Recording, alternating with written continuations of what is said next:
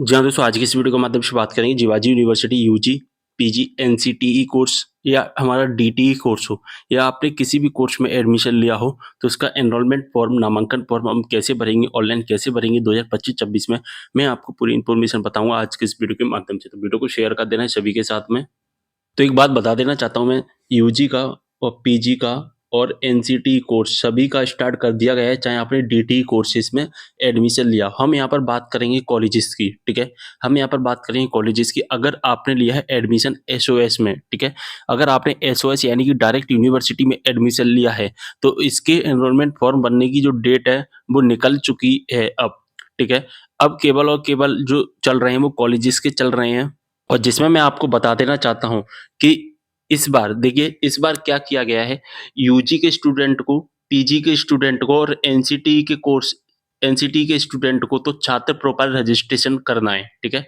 छात्र profile registration करना है केवल, जिसे हम शॉर्टकट में नामांकन फॉर्म भी कह सकते हैं, ठीक है? या हम इसे छात्र प्रोफाइल नहीं कहें तो नामांकन भी कह सकते हैं, लेकिन ऑफिशियल लैंग्वेज यहाँ पर रखी गई है छात्र प्रोफाइल रजिस्ट्रेशन यूजी की, पीजी की और एनसीटी की। लेकिन अगर आपने एडमिशन लिया है पैरामेडिकल कोर्सेज में, तो इनके लिए रखी गई है, इसका जो नाम रखा गया है, नामांकन नाम रखा गया है, ठीक है? अगर आपने एडमिशन लिया है डीटीई कोर्सेज में, ठीक है? डीटीई के स्टूडेंट ध्यान से सुनना, एमबीए का कोई भी कोर्स हो, बीबीए हो या बीसीए हो, ठीक है? आपको नामांकन रजिस्ट्रेशन भी करना है, ठीक है? साथ ही आपको यहाँ पर करना होगा छात्र प्रोफाइल रजिस्ट्रेशन, ठीक है? तो डीटी के कोर्सेज को 2 रजिस्ट्रेशन करनी है, तो नामांकन रजिस्ट्रेशन करना है, तो एक छात्र प्रोफाइल रजिस्ट्रेशन करना है। दोनों रजिस्ट्रेशन करने पड़ेंगे, ठीक है?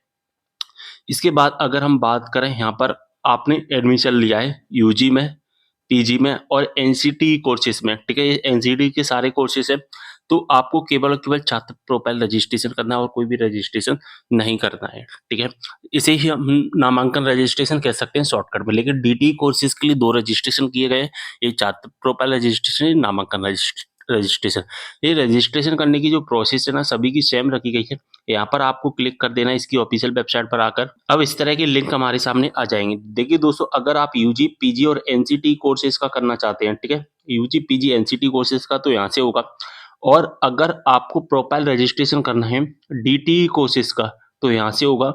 और डीटीई कोर्सेज का हमें एनरोलमेंट करना है, तो यहाँ से होगा। तो मैंने अभी आपको जो चीजें बताई थी, वो सारी चीजें यहाँ पर लिखी गई हैं, ठीक है? तो यहाँ पर यूजी, पीजी, एनसीटी कोर्सेज का होगा। और डीटी कोर्सेज के लिए मैंने 2 रजिस्ट्रेशन बताए थे। एक तो हो गया हमारा छात्र प्रोफाइल रजिस्ट्रेशन और एक हो गया नामांकन रजिस्ट्रेशन, ठीक है? बात समझ में आ गई? अब आप बोलोगे कि सर यूजी, पीजी को प्रोफाइल रजिस्ट्रेशन क्यों नहीं करना है, सॉरी नामांकन रजिस्ट्रेशन क्यों नहीं करना है? क्योंकि यूजी, पीजी, एनसीटी कोर्सेज वाले जो भी स्टूडेंट है, उन्होंने जब एडमिशन लिया था, ठीक है? जब एडमिशन लिया था, जब काउंसलिंग चल रही थी, तो काउंसलिंग के समय ही आपकी जो फीस है एनरोलमेंट की, वो आपसे ले ली गई है। आप सभी को स्टार्ट होगा, तो आपने क्या किया था, एक एडमिशन फीस सबमिट की थी, साथ ही आपने नामांकन फीस भी सबमिट की थी, ठीक है? आप सभी को बहुत अच्छे से याद होगा, आपने ई प्रवेश के माध्यम से एडमिशन करवाया होगा, तो ठीक है? बात समझ में आ गई, ठीक है? अब सभी का प्रोसेस सेम रहेगा, ठीक है? चाहे आप डीटी के स्टूडेंट हो, चाहे आप एमबी के हो, चाहे यूजी, पीजी, एनसीटी के हो। यहाँ तक जो इन्फॉर्मेशन थी, वो जानना सभी स्टूडेंट के लिए था, जो कि मैंने यहाँ तक बता दिया। अब आगे का सभी के लिए कॉमन रहेगा। अब इस तरह का इंटरफेस आएगा। यहाँ पर लिखा गया है, अगर आप न्यू स्टूडेंट है, अगर आपने जीवाजी यूनिवर्सिटी में पहली बार एडमिशन लिया है, तो इस ऑप्शन पर क्लिक करना है। अगर आपने जीवाजी यूनिवर्सिटी में पहले एडमिशन ले लिया था, यानी कि यूजी कर लिया है, और आप पीजी करना चाहते हैं जीवाजी यूनिवर्सिटी से, तो आपको सेकंड वाला ऑप्शन सिलेक्ट करना होगा। यहाँ पर यही चीज़ें लिखी गई, तो आपको इसमें से कोई एक ऑप्शन है जो कि सिलेक्ट करना है अगर आप न्यू स्टूडेंट है तो यहाँ पर, और अगर आप पीजी के स्टूडेंट और आपने यूजी इसी यूनिवर्सिटी से किया है तो यहाँ पर आपको क्लिक करना है, ठीक है? अब इस तरह का इंटरफेस आ जाएगा आपके सामने। यहाँ पर लिखा गया है हायर एजुकेशन आईडी। यहाँ पर आपको हायर एजुकेशन आईडी डालनी है। कौन सी हायर एजुकेशन आईडी होती है? आपने ई प्रवेश के माध्यम से एडमिशन लिया होगा, आप सभी को पता है। ई प्रवेश के माध्यम से किसने एडमिशन लिया वो मैं आपको बता देता हूँ। यूजी में, पीजी में और एनसीटी कोर्सेज में ई प्रवेश के माध्यम से एडमिशन लिया था। तो यूजी में अगर आपने एडमिशन लिया है तो 125 से आईडी स्टार्ट होती है। पीजी में अगर आपने एडमिशन लिया है तो 225 से आपकी आईडी स्टार्ट होती है। वही आईडी आपको यहाँ पर डालनी है। अगर आपने डीटी जैसे कोर्सेज जो कि मैं आपको बता चुका हूँ, एमबीए हो गया हमारा, बीसीए हो गया हमारा, ठीक है, बीबीए हो गया और साथ ही बीटेक हो गया, तो आपने डीटीई के माध्यम से, ठीक है, टेक्निकल डिपार्टमेंट में जो आपने रजिस्ट्रेशन किया था तो उस टाइम पर एक आईडी मिली होगी, उस आईडी को यहाँ पर आपको फिल करना है, ठीक है। यहाँ पर डेट ऑफ बर्थ डाल दे रही है अपनी और यहाँ से टर्म में सिलेक्ट करना है मई 2025। एक ही टर्म आपको यहाँ पर दिखाई देने वाला है, ठीक है, जो कि कुछ इस तरह से दिखाई देगा। टर्म सिलेक्ट कर लेना, सर्च कर देना है और अब दोस्तों हमारा फॉर्म ओपन हो जाएगा, ठीक है। यहाँ पर कुछ चीज़ें जो कि मैंने ब्लर की हुई हैं प्राइवेसी की वजह से, यहाँ पर हायर एजुकेशन आईडी दिखाई दी जाएगी, एडमिशन डेट दिखाई दी जाएगी, आपने किस तारीख को एडमिशन लिया है। यहाँ पर दोस्तों अगला ऑप्शन दिखाई देता है कॉलेज एंड कोर्स डिटेल का, ठीक है। इसमें आपकी कॉलेज की एंड कोर्स की डिटेल दिखाई देगी जिसको आप एडिट नहीं कर सकते। इसमें केवल और केवल आप एक ही चीज़ एडिट कर सकते हैं जो कि मीडियम, यानी कि अगर आप हिंदी मीडियम से करना चाहते हैं तो हिंदी, अगर आप इंग्लिश मीडियम से हैं तो इंग्लिश सिलेक्ट करना है केवल आपको, ठीक है। यहाँ पर आपको और कोई भी चीज़ सिलेक्ट नहीं करनी है, इस बात का आपको ध्यान रखना है। चलिए आगे बढ़ते हैं। तो दोस्तों हमने यहाँ पर मीडियम सिलेक्ट कर लिया है जैसा कि देख पा रहे हैं, ठीक है। अब यहाँ पर अगली डिटेल जो आती है हमारी पर्सनल डिटेल आती है, ठीक है। पर्सनल डिटेल में हमारा नाम वगैरह दिखाई दे जाता है। यहाँ पर नेम वगैरह हमें कुछ भी एडिट नहीं करना है। यहाँ पर केवल सेकंड नंबर पर जो दिखाई दे रहा है नेम इन हिंदी, यहाँ पर हमें अपना नाम हिंदी में डालना है केवल और केवल, ठीक है। तो नाम अगर आपको हिंदी में डालना नहीं आता तो आपको क्या करना है, जो ब्लू कलर में एक लिंक दिखाई दे रहा है कन्वर्ट हिंदी टेक्स्ट क्लिक किया, यहाँ पर आपको क्लिक कर देना है। क्लिक करने के बाद आपको रीडायरेक्ट कर दिया जाता है गूगल ट्रांसलेट पर।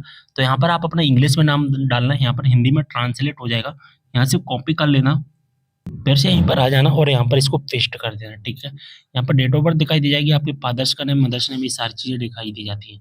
यहाँ पर एमपी डोमिसाइल आपको सिलेक्ट कर लेना है, तो एमपी डोमिसाइल में यस करना है आपको, ठीक है। इसके बाद आपको मैरिटल स्टेटस सेलेक्ट करना है, अनमैरिड मैरिड जो भी है आपका वो सिलेक्ट कर लेना है, ठीक है। इसके बाद में आपको अपनी कैटेगरी सेलेक्ट करनी है, अगर सब कैटेगरी है तो सिलेक्ट करना, अन्यथा इसको इग्नोर भी कर सकते हैं, स्किप कर दे सकते हैं। बीपीएल कार्ड है तो आप सिलेक्ट कर लेना सब कैटेगरी वाले ऑप्शंस को यहाँ पर, ठीक है। यहाँ पर स्टार नहीं लगा है तो आप इसे स्किप भी कर सकते हैं। यहाँ पर अपनी कास्ट डाल देना, तो जो भी आपकी कास्ट होती है, जो भी आपकी जाति है वो आपको डालना है, ठीक है। तो जाति आपकी क्या है वो आपको पता होगा। नेशनलिटी में आपको इंडियन सेलेक्ट कर लेना है। रिलीजियन आपको सिलेक्ट कर लेना है, अगर आप हिंदू हैं तो हिंदू, अगर आप मुस्लिम है तो मुस्लिम सेलेक्ट करना, सिख हैं तो सिख, क्रिश्चियन है तो क्रिश्चियन और जैन है तो जैन, यहाँ पर आपको सिलेक्ट कर लेना है, ठीक है। तो हमने ये सारी चीज़ें सिलेक्ट कर ली हैं जैसा कि देख पा रहे हैं रिलीजन वगैरह। अब आता है अगला ऑप्शन हमारा एड्रेस का। तो एड्रेस में भाई जो हमारा एड्रेस था पहले का फिल किया हुआ है। अब आप सोचेंगे डेटा आ कहाँ से रहा है, तो ये डेटा जो आ रहा है हमने ई प्रवेश पर जब एडमिशन लिया था तो वही डेटा हमारा आ रहा है। बस यहाँ पर क्या सिलेक्ट करना है, अपना स्टेट सिलेक्ट करना पड़ेगा। तो जो भी स्टेट है हमारा वो स्टेट हम सिलेक्ट कर लेते हैं। अब यहाँ पर क्या करना है, ठीक है। अब यहाँ पर अपना मोबाइल नंबर डालना है और ईमेल आईडी डालनी है, और कोई भी काम नहीं करना है। मोबाइल नंबर आपको वही डालना है जो आपका चालू नंबर है, जिससे आपको कोई भी जो भविष्य में आपका नंबर चालू होगा चालू रहने देना है, जिससे कॉलेज की कोई भी इंफॉर्मेशन होगी, कोई भी चीज़ होगी वो आपको मोबाइल पर अपडेट मिल जाएगी। अब अगली डिटेल है हमारी प्रीवियस एजुकेशन डिटेल, जो कि हमारी बाय डिफॉल्ट फिल की हुई आती है। यहाँ पर प्रीवियस रोल नंबर, साथ ही हमारा परसेंटेज कितना है वो हमें यहाँ पर दिखाई दे जाता है, ठीक है। ये जो मैं बता रहा हूँ 12वीं क्लास का, क्योंकि हम यूजी का फॉर्म अप्लाई कर रहे हैं। अगर आप पीजी का अप्लाई करोगे तो यहाँ पर यूजी की डिटेल आ जाएगी। कैसी डिटेल आती है वो मैं आपको बता देता हूँ। तो अगर आप पीजी का फिल करोगे तो कुछ इस तरह का आएगा, ठीक है। यहाँ पर ग्रेजुएट लिख कर आएगा, आपने जिस यूनिवर्सिटी से किया है वो यूनिवर्सिटी, आपसे बस यहाँ पर जीवाजी जो भी यूनिवर्सिटी उसका एनरोलमेंट नंबर मांगेगा, ये बाय डिफॉल्ट नहीं आएगा, ठीक है। टीसी नंबर आप अगर आपसे पूछ रहा है तो डाल देना, इसको स्किप कर सकते हैं। और बाकी की सारी चीज़ें आपकी बाय डिफॉल्ट यहाँ पर सेव की हुई आती हैं। अब हमें क्या करना है, एनक्लोरेसिस पर टिक करना है, proof of date of birth पर चेक मार्क कर देना, मार्कशीट पर चेक मार्क कर देना। माइग्रेशन सर्टिफिकेट, एलिजिबिलिटी सर्टिफिकेट और गैप सर्टिफिकेट किसे लगाना है वो मैं आपको बता देता हूँ, ठीक है। तो मैंने ऑफिशियल नोटिफिकेशन ओपन किया। माइग्रेशन सर्टिफिकेट लगेगा ऐसे स्टूडेंट जिसने 12वीं क्लास या स्नातक या स्नातकोत्तर स्तर की जो परीक्षा मध्य प्रदेश से बाहर के बोर्ड या अन्य यूनिवर्सिटी से की है, ठीक है। तो आपका माइग्रेशन लगेगा।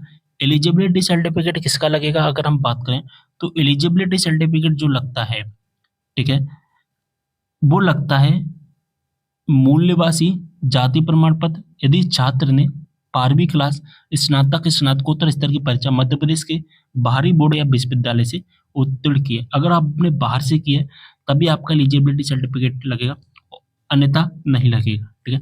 गैप सर्टिफिकेट अगर आपने गैप किया है पढ़ते समय, जैसे 12वीं क्लास किया, 12वीं क्लास के बाद यूजी कर रहे हैं तो 1 साल का गैप हो गया, 2 साल का गैप हो गया, तो गैप सर्टिफिकेट लगेगा। गैप सर्टिफिकेट आपको कहाँ से मिलने बनेगा? आपका तहसील से, जो कि स्टाम्प पेंडर होते हैं वो बना देंगे, ठीक है। और यहाँ पर टीसी पर तो क्लिक करना ही पड़ेगा सभी को, टीसी, क्योंकि टीसी देना कंपलसरी होता है, ठीक है।